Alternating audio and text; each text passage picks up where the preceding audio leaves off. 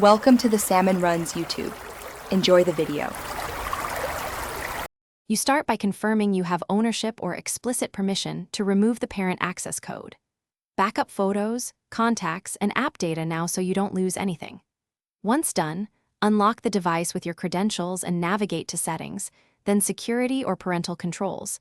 This is where the parent code is stored. Make sure to note whether the code is a PIN, password, or biometric setting so you know the exact removal path before proceeding. Now, try disabling the parent access code directly. You should enter the current parent PIN or password and select the option to turn off or remove parental controls. This immediately clears the restriction. If you can't recall the code, use account-based recovery. Request a reset link or code sent to the registered email or phone, then follow the prompts to set or remove the code.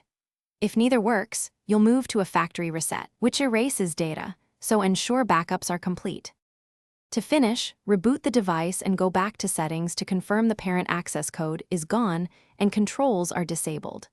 Restore your backed up apps and data, and re-enable secure sign-in methods like biometrics or a new password if desired. Make sure you test restricted features to verify access is restored.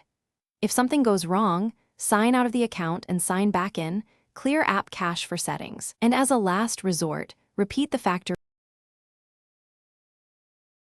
Thanks for watching. Consider subscribing if we helped you.